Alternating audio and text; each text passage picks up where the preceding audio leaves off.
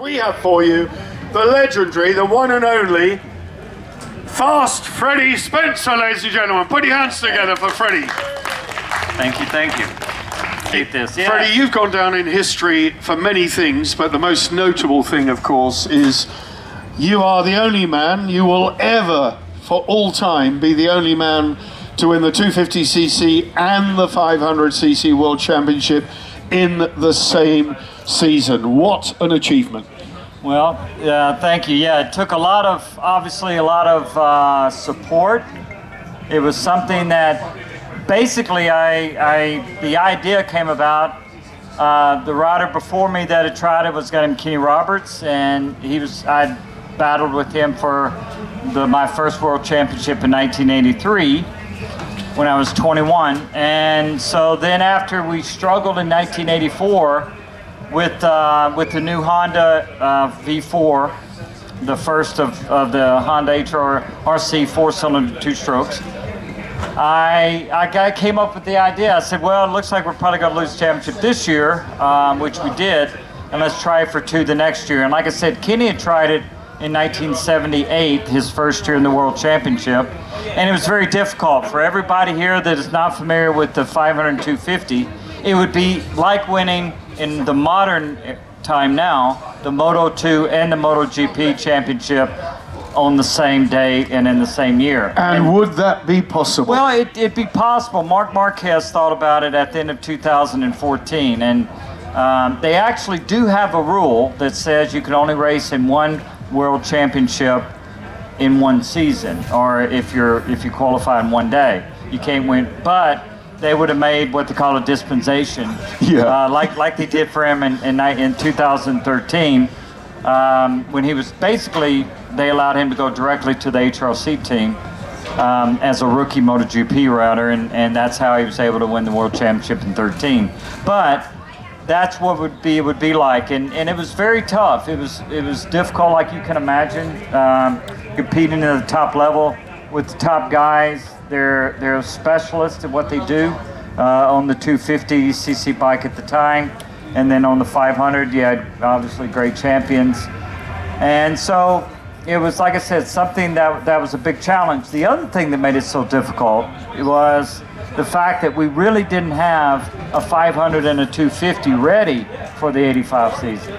The 500 bike that we were racing, the V4, the first generation, was not very good. It had the gas tank on the bottom. There was a lot of revolutionary things they were trying at that time in history and Grand Prix racing to develop bikes that you ride today, the sport bikes. You wouldn't see a bike with the gas tank on the bottom because that was tried in racing. It wasn't the right way to go to make a bike handle and perform at its peak. And so there was a lot of that we were trying that didn't work. And so for 85, when I decided to do the two championships, we had to build a brand new bike from the ground up and a 250 at the same time.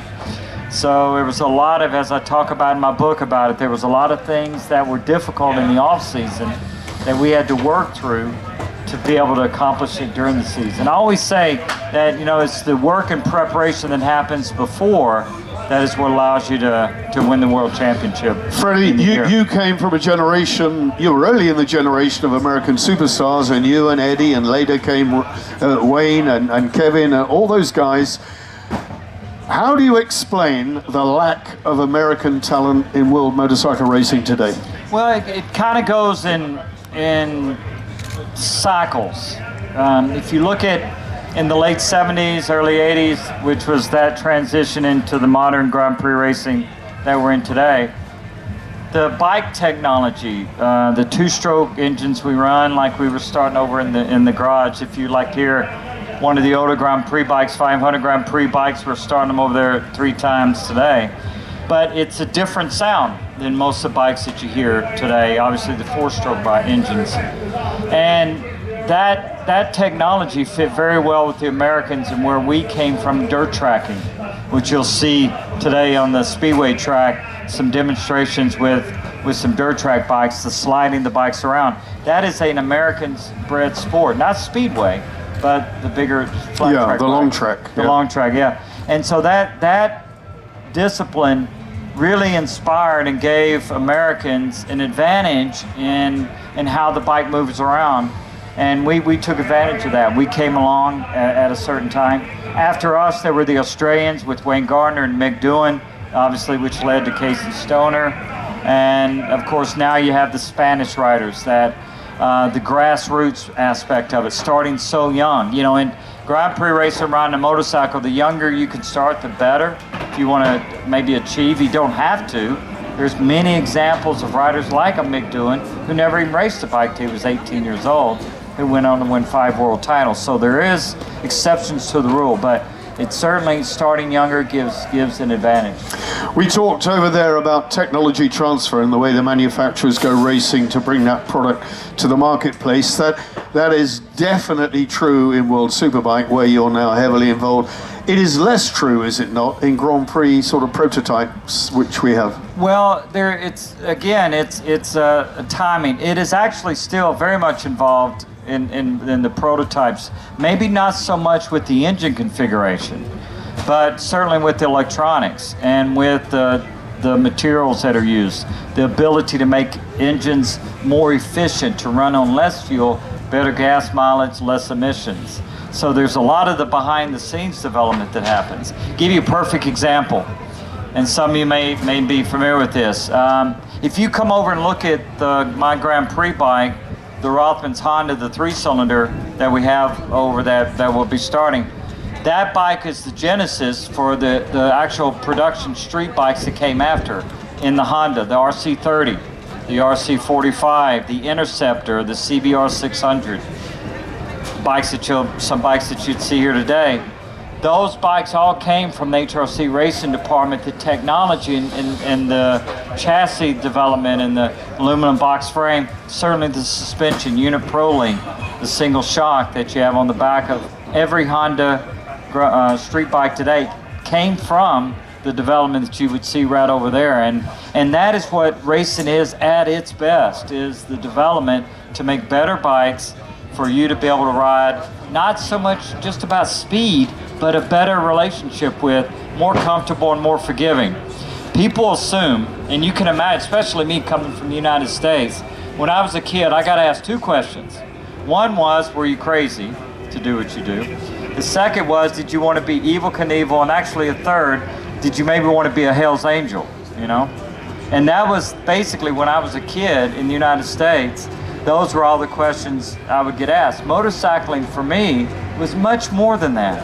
It was the tool that actually honed my skills, and to be able to trust my own judgment, to be able to give me the opportunity to meet people, to trust in that, to share incredible moments, not only as a kid with my dad and friends, but to grow up and one day have Mr. Honda put his hands on my shoulders and say thank you for winning the World Championship for him. Brilliant. Yeah. Well, if you look back, way back, 50s and 60s, motorcycling in America was a very different scene from motorcycling in Europe. Absolutely. Gradually, the two merged, and you guys got from riding things with big handlebars sideways to putting a fairing on and getting your ass in the air. You know, at what point did that happen? Well, there was a great movie. How many people have seen the movie On Any Sunday? Yeah. It's a great movie from the early 70s that, for me as a kid, was something that I watched probably 150 times. You know, I remember when my dad took me to the little theater in downtown Shreveport, Louisiana, and there was about 6 of us in there, you know, to watch this movie. And it was amazing to watch. Now, they were riders I was already familiar with. Mert Lowell, Gene Romero, Dave Aldana, who's here today, actually going to be doing a demo out there. I saw Dave a little bit earlier. But Dave was one of the riders I watched as a kid in the Astrodome flat tracking. And so on the big screen, you know, there was him, there was a guy named Mert Lowell, of course, and Malcolm Smith and Steve McQueen. And Steve McQueen made the movie cool, you know? And he loved motorcycling. It was so inspiring. And he was good. And he was a really good rider. And I mentioned about meeting Mr. Honda. One of the great things for me was 8 years after I saw the movie, I actually rode a bike for Mert Lowell and met Malcolm Smith and Steve McQueen. And again, motorcycling gave me that. But that was when things really kind of started to change a little bit, because if you have someone like Steve McQueen who makes it cool, Yeah. and it's not, they're not out doing anything. It's a positive thing. It's enjoyment.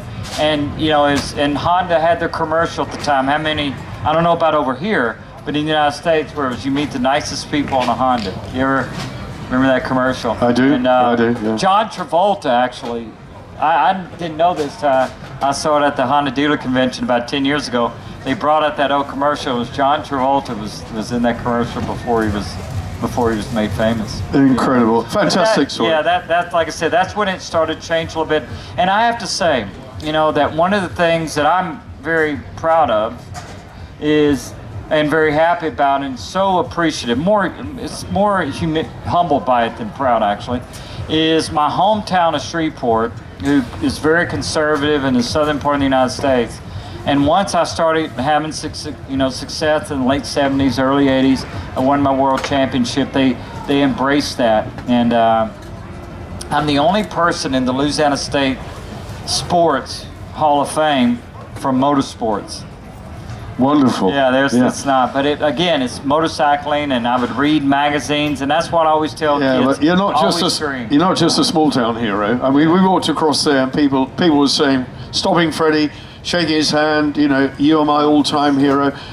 That must be a great feeling to have. Well, it's a privilege. It really is. I've been involved in motorcycles 52 years. I started racing when I was 4. And all the people I've met along the way, and I do so many events like this, that bring people together of all disciplines of motorcycling. I respect and love all of it, because it's the passion that we all feel about motorcycling that brings us together. And we're an incredible community. We're small maybe in the world, but we're incredibly passionate and I believe sincere community.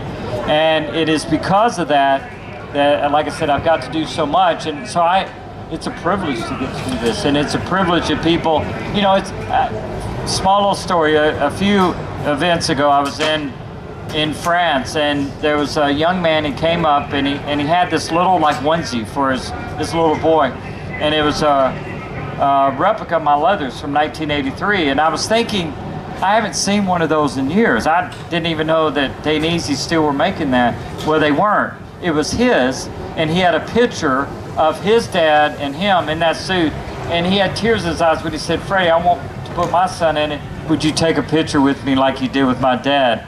And I said, "Of course." I mean, it brought tears to my eyes, and in fact, what a amazing. I got a lump in my throat with you telling this story. Yeah, it was scary. Sweet. Yeah, like you, and there are so many people, Kevin, all these guys stay involved somehow, don't they? Yes. Others, though, disappear off the planet. Let me throw a name at you. John Kasinski. Where's he gone? Well, John's in California. John has done really well in real estate out there, and I've talked to John. Probably one of the few people who've talked to John, actually, for motorcycling in the last 10 years. But I've known John since he was a little boy. When my dad and I used to go racing in the early 70s, mid 70s in Little Rock, Arkansas. Little Rock, Arkansas. Yeah, it's Little Rock. Absolutely. It won't surprise you, but there was this little boy, and my dad and I would pull up, and it was just always my dad and I. We had a van. I had 2 Bull Tacos, the Bull Taco Astros. They were beautiful. Actually, I was like 13. I was sponsored by them, and we'd unload them. And there was this little boy who'd run over, and before my dad could do anything on the bike, he wanted my dad to sit him on top of it. And then he would meet us there like every week, like clockwork, which if you know John, that wouldn't surprise you. He's extremely, very, very, very practical and very kind of structured like that. And the way he goes about his riding is like that. And so anyway, but that I've known John since he was a little kid. And it for a lot of riders, it's difficult. It's difficult, and I understand this. It can be. It's difficult when they get out of it. They almost have a different type view of it, especially as you become a professional. Most of the time you only see us on the podium and everything's really good, but those days aren't every week. And for a lot of riders, that's difficult. It's difficult to be around it and not be involved with the racing. For me, it was always, for me, it's like full circle. This to me is like when I was a kid. Me and the motorcycle, and except now I'm sharing it get the privilege to share it with so many others, and to talk about motorcycling in a different way. I was certainly competitive, but not in the way of just needing to go out and beat someone. It was more about striving to be the best I could be.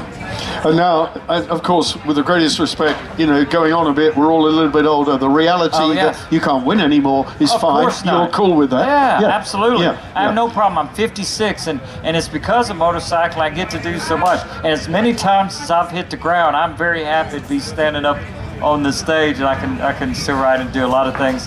And in fact, I was at Dave Thorpe's. Dave Thorpe is one of my favorite people. He's obviously well known here in the UK as a motocross world champion. We were riding together at his adventure center over the last few days on the brand new Africa Twin. And I admit, I hit the ground 3 times. 2 of them hurt a little bit, Not that we were being competitive or anything. No, if you were riding with Dave Thorpe, then you would have been. Well, he was taking it easy on me. Okay, that's Dave's wheelhouse. Like he always says, he said, "This is mine." We go get on a 500 2-stroke, and that's where you play. I'll tell you a story about Dave just very quickly, if I can indulge myself. 74, I was in France passengering in sidecar motocross, and the club had put on a junior support race, French national juniors, adults, and they brought over schoolboys from the UK to try and launch schoolboy motocross in France. Dave Thorpe was 12, and he won the event on a little Suzuki against French national juniors. That's how talented he was. Yes, Dave, and Dave and I, we have similar personalities, and we were riding. He brought me back to the train station yesterday to catch the train from Taunton. We were out in the middle of nowhere. It's absolutely beautiful, and if you do have an interest in doing some sort of adventure riding, they have street rides. It was actually amazing. But anyway, Dave and I were driving back, and we were talking about the fact of how we got to this point, because we're very similar in that he retired, he started his school, Adventure Center. That's what I did. I retired from racing and began a school in, of all places, Las Vegas, Nevada, and did that for 11 years. And what it did, that is one reason I'm standing here today, is because it was through doing my school that it showed me I love to share, I love to teach. I really enjoyed that part of the opportunity to not, tell you what I know about motorcycling, but what motorcycling has given me and what we all share through it. And in what it does in my everyday life, it's given me the chance to do more things because of what I've learned through motorcycling. If you take somebody to a track, he could be a first timer, he could be on a track day. With your knowledge, how much can you shorten his learning curve? Oh, yeah. There's not anyone I couldn't help in many ways. And as much as anything, like I said, it's not saying, hey, go out and do this or I'm gonna make you faster. But the first and foremost thing I'm gonna do is teach you how to become more aware, to be able to think correctly about your riding, to be more aware of your interaction with the bike, and then the practical process of how you interact with the motorcycle. I wrote for a young man who, the last school I did in France last fall, his name was Mario Dado, and he was just this really talented, going to be an architect, very, very just perceptive, intuitive young man. And he asked me to write him something at the end that he could take with him as he was starting his life in architecture. And so I thought about it the night before we was there doing 2 days. And this is what I wrote for him. And I saw his dad a couple of weeks ago, and he said he has it up on the wall at his thing, and he reads it every day. I said, riding a motorcycle at its purest is understanding when to give input and when to let it do its job. And that is the most powerful thing that I learned that is in everyday life. How many times do we know that we should do something, then we try to control it, and how many times do we dismiss it, right? It's like me, I rode for Honda because I saw a broadcast in 1979 at the British Grand Prix. I looked up and I knew that's where I was going to be someday. There was no other reason. And that's how I got to Mr. Honda's house. Now, as a kid, I understood that so well. It's something, that's why I have this very powerful connection with motorcycling, what I learned through it. And, you know, so I wrote on this piece of paper, it's like going into a corner on the motorcycle, is you know when to give the inputs and when to let it do its job. And it's not an easy thing to do, and it's different for all of us, but I knew he would understand that. Let me take you back then to that late 70s era when you were looking down the road ahead where you wanted to be. Who was your great influence, maybe all-time hero? Who would it have been? Yeah, you know, it's interesting. A very good question, because I wrote in my book that for the first time, most people that you know that follow my career, obviously a lot of maybe folks here don't know, but I battled Kenny Roberts in '83 for the World Championship. Now, I was 21 years old, Kenny was 31, and this was at the end of his career, beginning of my Grand Prix career. Even though I was a rookie, I had been following Kenny for years. I tell in my book about when I was 11 years old, the first time I saw him in practice on Friday morning in 1972 at the Astrodome through the graded fence. And I can tell you exactly what he did with the motorcycle. And he did something no one else did at the time, which was get it on both wheels, slide the bike, instead of going in just gradually and then setting the bike, he would lay it on its side and use both wheels to help rotate it. Now, I don't know how many other people picked up on that morning. I did. And it was something that I went back and I practiced. Now, Kenny was not it's not like an idol or a hero, but I understood what he did well, and I paid attention to that. And that's why I say awareness is everything. And even though I was 11 years old, I picked up on him. And I refined it. It's one of the things that helped me beat him in 1983, was my ability to get a bike, change direction, and using the rear motorcycle to slide it, and then set the bike. It's what Marc Marquez does today better than anyone else out there. Did you ever tell Kenny that story? Oh yeah, he knows. Yeah, he knows. And so, you know, Kenny and I, we've known each other a long time, and you know, obviously I talk about in my book about Sweden and the incident that in today's standards would be nothing, you know, but we didn't touch each other, but it was certainly a pivotal point in the championship in '83. He knew that, I knew that, but yeah, that, and Kenny and I, different personalities, but for sure, to answer your question, Kenny would be the rider that I had the most understanding and paid attention to, maybe intuitively just did, that I knew he was the guy that was doing it better than anybody else at the time when I was a kid. And as we grew up, I would pay attention to other riders, but I always avoided being intimidated by any rider. And I talk about that in my book, that, you know, as a young kid, I was always so much younger than everybody and racing against older riders that I got threatened, you know, like, kid, you beat me today, I'm gonna kick your butt and stuff like that. And so when people talk about was it tough to race against Kenny, I said, well, he never threatened to beat me up or anything, so I wasn't too intimidated. Brilliant. Ladies and gentlemen, is there anybody out there with a question at the top of their mind? Come to the front and I'll relay it to the audience and indeed to Freddie. Any questions? I mean, the man has got a lifetime of experience, a lifetime of stories. He is one of the greats, the all-time greats of the Grand Prix world. I know it's difficult to come up and ask, yes, so. I just wondered if you still saw Ron Haslam and what it was like racing with Ron. Oh, yes. The question was, do I ever see Ron Haslam, Rocket Ron, and was it tough racing against him? One is, yes, I saw Ron about a year ago at a classic event at Donington Park, and I rode with him, and he rides as good as he ever did ride. You know, Ron just... Especially around Donington. Yeah, exactly. That's like going to Dave's place. Exactly.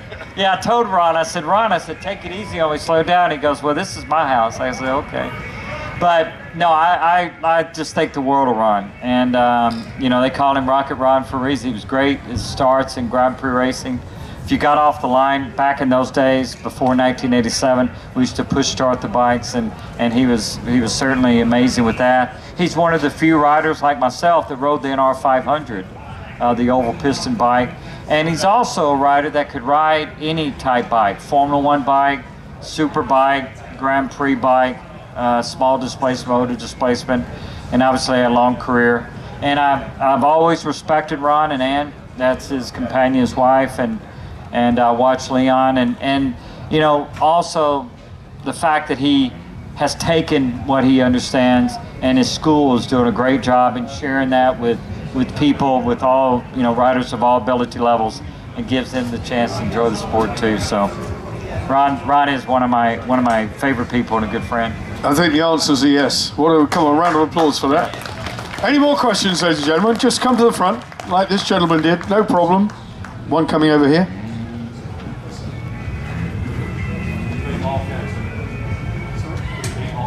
Oh, well, question. Give it a chance. Yeah, exactly. Yeah, the question was, could Freddie beat Marquez? Like I did with Ryan. The question is, could you beat Marquez? Well, let me just give you a little background on my relationship with Mark. I met Mark. Let me back up from that. April 22nd, 2013, I was doing a classic event in Imola. And that night at the hotel there in Imola, at the Donatelli Hotel, and we knew this, we'd ask them to put on the Grand Prix, which was Austin, the U.S. Grand Prix, the first year of the Austin round in the United States. And I'm sitting there with Phil Reed. And if you know Phil, if you've read anything Phil, or heard Phil talk, you know, Phil will tell you exactly what he thinks, which is what we all love about him. And Phil was asking after Mark had gotten pole position, and it looked like he was going to win the race that day, which would break my record of the youngest qualifying and the youngest race winner that I had since 1982 and 83. Or 82 on the race wins and the qualifying, so 82. So it's 31 years. And so anyway, he asked me, and he was the first person that I'd come across to ask that, and this was my answer, was that for me, records are made to be broken. In the early 80s, before I won the World Championship, one of my goals was to try to be the youngest ever 500 world champion, and Mike Hellwood had that record from the mid-60s, 1960s. And so, unfortunately, Mike had passed in 1981. I got to know Mike a little bit, and I always felt, from everything everybody said about Mike, that he would be very gracious, because I think he certainly was that kind of person. Understanding that there's very few of us that get to experience those things, and it's like passing something along. So anyway, like I said, Mark broke my record that day, April 22nd, 13, of pole position and the race victory.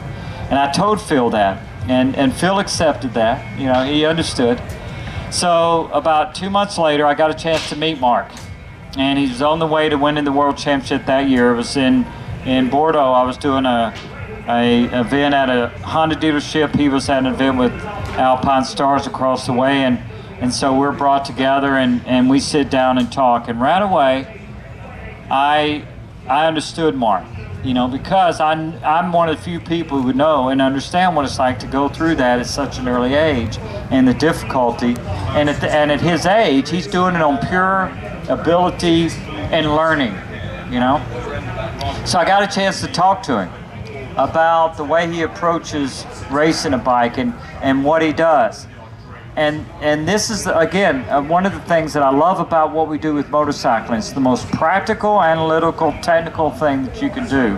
But don't forget that it's done with pure feeling, what you sense, trusting your judgment, looking ahead, and honing those skills. And Mark understood that right away. So to answer your question, it would be a privilege to have a chance to race against him, but not at my age, and him not at his age. Maybe we'll meet sometime in the middle somewhere, but no. But anyway, it would have been a real privilege. And this is the other thing, is that the one rider out there who understands how to beat him is Dovey. See, you don't want to challenge Mark head on. What you want to do is you got to pick your moments. You don't want to embarrass him. You don't want to say that he does this. You don't want to challenge any of that. Like I wouldn't want that either. You got to understand, especially when you're younger and to compete at that level, it takes an internal tenacity and drive and determination that you have to have, and an absolute belief, not an arrogance, but a belief in what you do. And Mark has that. And so you'd have to pick your moment exactly like Dovey does. And I mean, he's like 3-0 so far, you know? So it's possible. Brilliant. Yeah. Great answer. Good question, too, so well done. Yeah. It's the eternal debate, isn't it? Who's the Of course. greatest And motorcyclist of all time? Exactly. I have no idea if I could or not, but it's certainly I give my best shot. You know, it would have been interesting. Any more questions? We've got to clear the stage because your Yes. next band is lining up. Plus, we're going over to the classic fire-up zone. If you want to hear, Yeah, yes, please sir. come One over coming there. here. Yes, absolutely.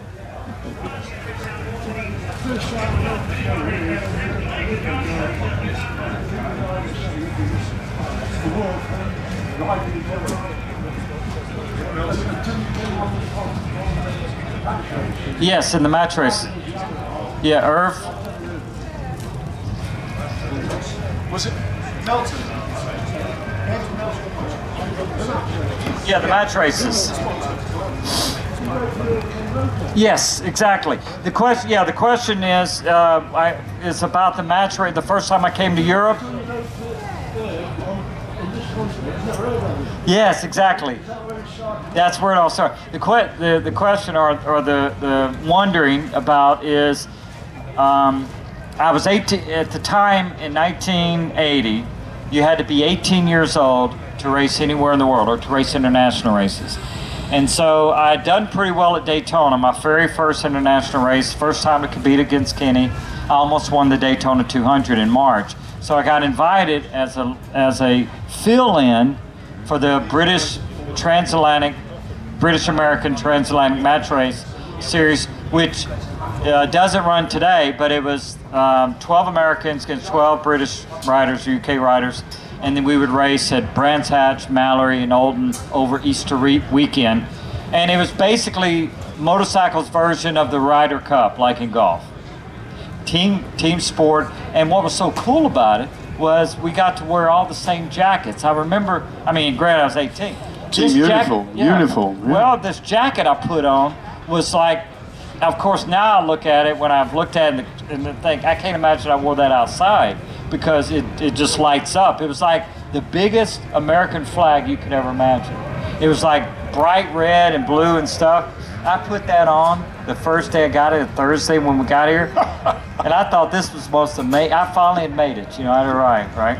But anyway, it was an amazing weekend, and I was riding an Irv Kanemoto prepared TZ750 Yamaha against the factory riders. Unfortunately, some you wouldn't see today, and I've actually talked about that to a few people. Imagine a young kid, an 18-year-old kid, showing up and racing against Jorge Lorenzo or Valentino Rossi, someone even older and riders older than Mark, and against basically on non-factory equipment. You just wouldn't see that today. It's prohibitive cost-wise and everything else. But that's what we were able to do. I showed up, never been to Brands Hatch, and I beat Kenny and Barry Sheen twice in one day, and that changed my life. I basically showed up pretty much unknown on Thursday, and by Friday evening I couldn't get to my car. And so it was. Brands Hatch has never recovered. Yeah. Well done, it was Freddie. An amazing thing. Ladies and gentlemen, we're back Thank here again at about 1:45. But as Freddie said, the fire-up zone over there, in that building, we're going to be running 6 more lovely classic Grand Prix bikes and super bikes, all sorts of things over there. Come and join us. But for now, huge round of applause for Freddie Spencer, ladies and gentlemen. Thank you, everybody. Thank you. I appreciate that. Look forward to see you later.